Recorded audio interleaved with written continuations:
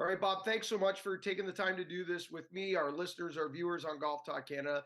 The name of the book is Mind Golf, The Treble Genius of Mo Norman. Before we get to the book, Bob, I think it would be appropriate to just give a little background about your relationship with Mo himself. He's a legendary figure, a mysterious figure. Obviously, Canadians have a different relationship with him than the rest of the world, but when you hear people like Lee Trevino talk about him and Jack Nicklaus talk about him, the world of golf loves the legend of Mo Norman. So again, welcome to the show. Can you start there? Can you let us a little bit on your relationship with Mo?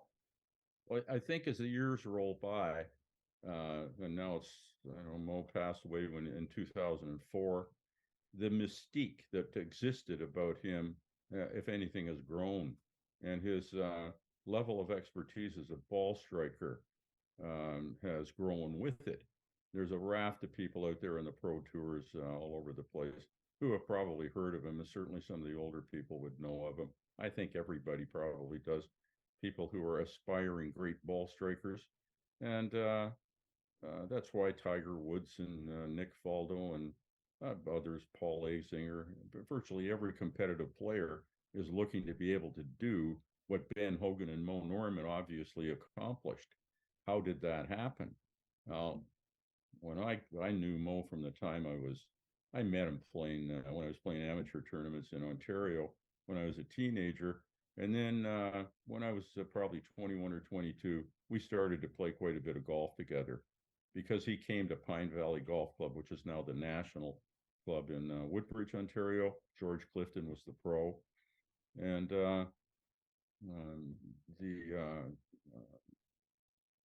the association grew from there. He realized that I was somebody who was sincerely trying to figure out how to hit the ball and have it go where I wanted it to go, and our association grew from there. We put the Canadian Tour and all the tours that were, or tournaments that were available in the North Florida PGA. I was part of the little army of Canadians that came to Tomoke Oaks Golf Club in Florida in the winter. So I got to know him as a golfer.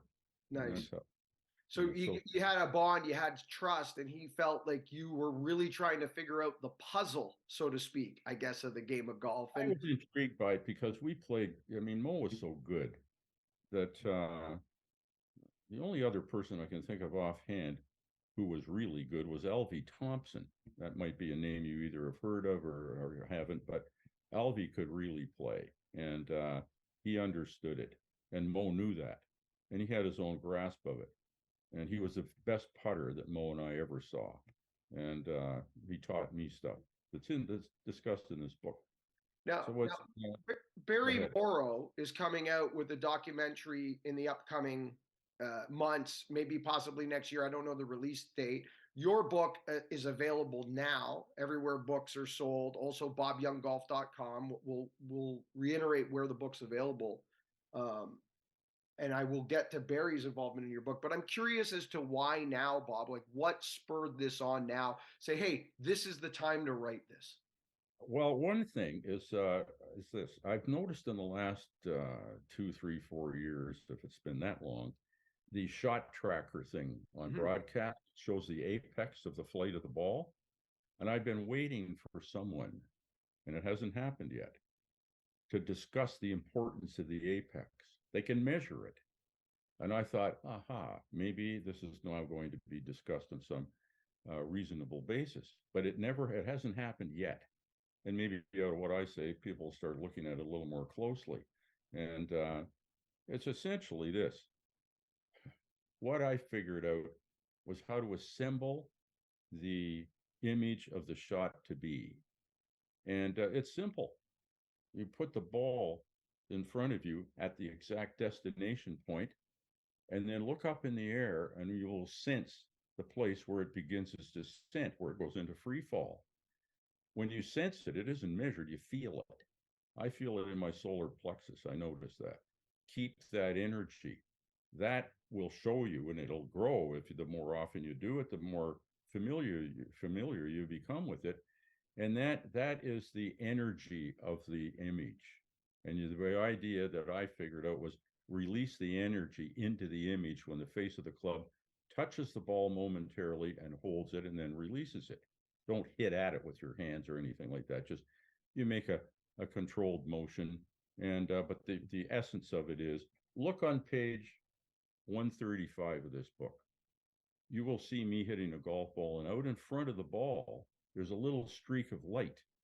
And when I had a friend of mine here in Florida take that picture. It's actually in my brother's current record release, a full page of it on a vinyl album. So it's a big picture.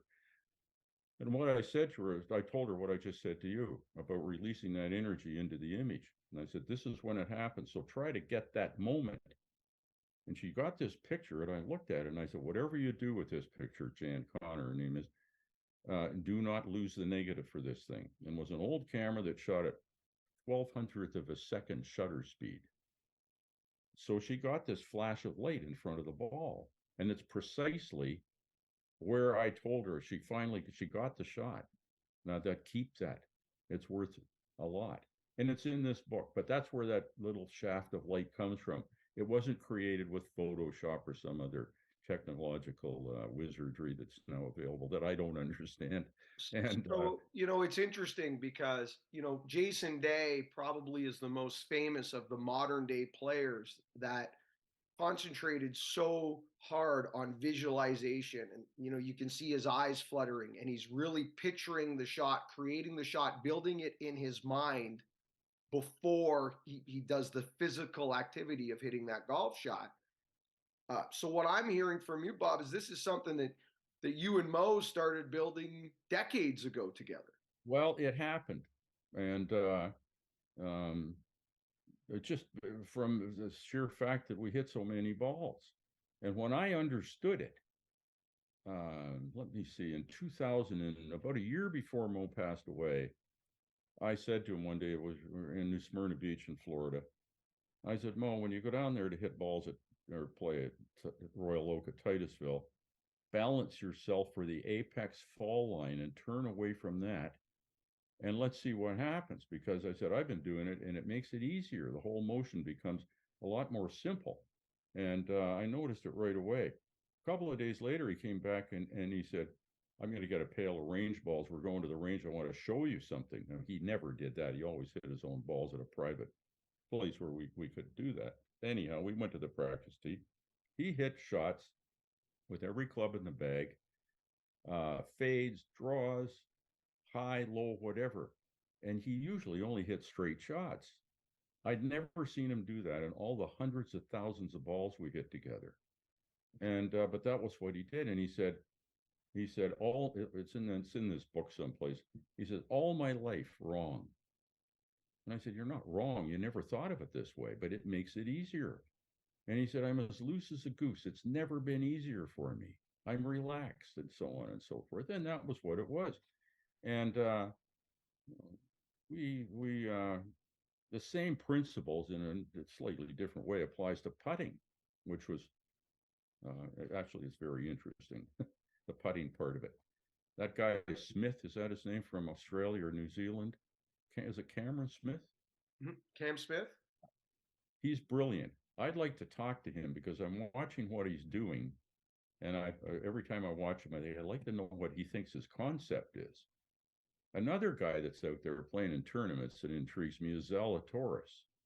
Not as a great putter, but as a ball striker, he looks at the shot and he hits it very quickly. That's something that Mo did. Whatever that guy's doing, he looks at it, knows what he wants to do, and he picks up the feel for it somehow and hits it. And he's a good ball striker. So You see the book itself is really about the power of the mind, constructing golf shots in the mind, and the learnings along the way with yourself and Mo. What else will people get from the book, Bob? Will they get a window into your relationship with Mo? Oh, yeah. Will they get some stories along the way to make them chuckle? Because we all know, like, anyone who, and there's not many people. You're one of a handful of people that really got able to build a relationship with Mo. If you are one of those handful, you've got a few stories. Yeah, well, some of them are in that book.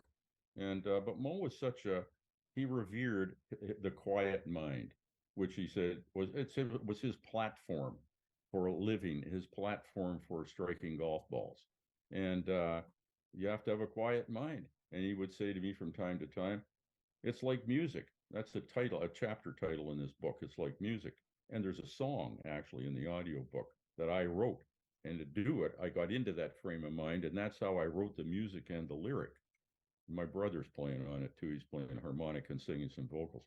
So it's an unusual maneuver in a golf book that there's a recorded song. It's on YouTube too. Anyhow, Mo was that's where he went. He watched what the world was doing, all the conflicts, wars, uproar, and he went to the golf course and he stayed there. And that's what he did. He lived, that's his was his life. And I got to know him really well because we hit, I mean, we didn't count them, but hundreds of thousands of balls practicing. And then we played golf, 9 holes, and played 3 or 4 balls a hole at Spruce Creek in Florida, in the Daytona area, and other places in Canada. And, so he opened up with me, talked. And he told Lloyd Tucker stuff that's in this book also. Take a look at that. And there's a comment in there that'll stick in your mind, believe me, that Mo made about me. And I mean, over 40 years, there's an awful lot goes through my mind. Sure. What happened there was unusual. And all these guys that are out there trying, playing for the millions of dollars in the Live Tour and the PGA Tour, and they're if they could do what Mo could do, they probably think nobody can beat me Well, unless. one of the cool things is I've just started it because you were kind enough to send the audio version to me. So as we were wrapping the tournament this week, I started listening. Your brother's involved. Barry Morrow is involved, who is behind the documentary pick coming out, and the three of you, not only obviously involved in the book, but you partaked in voicing the your own portions of the audiobook. You read your book. Your brother did his 4 Barry did his piece. Very cool to get the original voices on the book because, I mean, as you know, these days, I mean, you go to hear an audio book and it's some professional voiceover person putting this, and I feel like it loses a lot of the personality and a lot of the inflection and where it's supposed to be, et cetera, et cetera. I really enjoyed the fact that everybody's voice is on this. Well, my brother, who obviously knows what he's doing in recording, listened to it, and his management company, Lookout Management, which oversaw most of the contractual arrangements for this deal, they all said radio stations will play this. And Neil told me this. He said it comes across very well, compelling. I didn't think of it. I just at the studio in Peterborough, James McKinney's studio. I just picked up the book and I read half of it in one session and the other half of it in a different session, and that was it. And we tweaked it a little bit here and there. And he told me, McKendy said after, he says, Bob, I did one of these things before, and they'd be here for 2 or 3 hours doing one page. I couldn't believe, I have never listened to an audiobook, Mark. Right. I don't Well, know what they sound like. this But you're sounds right. good. I'll tell you. Good. Play it on your radio show then, because it's there it is, and it's real. I mean, I'm just reading what I wrote, and I hadn't Yeah, even there's an managed. authenticity to it, which doesn't Good. always come across when it's a hired gun. The name of the book is Mind Golf, The Treble Genius of Mo Norman. The website is bobyounggolf.com. You can get the book there. You can get it where books are sold. There's audio. There's the soft copy. Is there a hard copy as well, Bob? I saw the soft. I've seen the soft. I've seen the audio. Okay, soft and audio. Bob, before we let you go, I'm just curious. Again, I've just started, but for someone thinking of picking up the book or listening to the book, what's the one thing of this book that might surprise them if you could think along the way? Because maybe, often I talk to people who have done a book and they sit down with the intent to start a book, and where they start to where they finish sometimes is a very different place. So sometimes the author lands somewhere or goes down a corridor they didn't think they were going down during the process. Was there one like that for you? And part two of that is for the reader or the listener, what will they find that they're not expecting? I think they'll find a way to set up the shot to be that's simple. There's a quote on this first page of this book from a guy whose name is Jimmy Merck.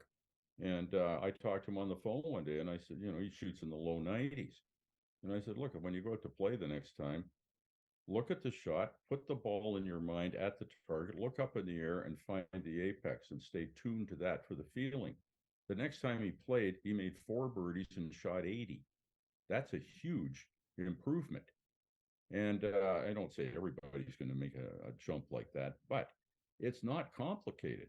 And frankly, I think those guys on the tour, when they hear what I just said, there's a little more to it. I mean, you have to. I know more about tapping into energy than I've said in this discussion. Some of it's in this book. Mo and I talked about it. To give you a clue, I said to him one day, I said, you know something? Tune to the center of the earth mentally. The planets connect. So there's energy that glues us together. We're part of it, even if we don't know how it works. You can get more of it by doing what I was just suggested. And he said, is that what you're doing? And I said, Mo, when I tell you that I feel lighter on my feet and the colors are brighter, that is what I'm doing. And I notice it makes everything easier. And it's portable to other areas of endeavor, painting pictures, planning what you're going to do with certain things in your own life. It's an interesting thing. I So love the the ether, theory. It's get out of your own way, make it simple, use the energy around you. We're all part of this giant puzzle together, and there might be yeah, an easier way to feel your way around this game than always grinding out these small, tiny mechanical, I know mathematical equations, right?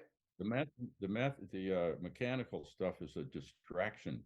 The flow of energy and what's in your mind the mental state drives the action. You don't consult with the big toe in your left foot to find out where the shot's supposed to go. I You like talk that. your brain. The name of the book, Mind Golf, The Troubled Genius of Mo Norman. The website is bobyounggolf.com. The author is Bob Young. Available everywhere in audio and soft cover. Check it out. Bob, thanks so much for taking the time. Look forward to seeing you in person again. Yeah. Good to talk to you, Mark. Thank you.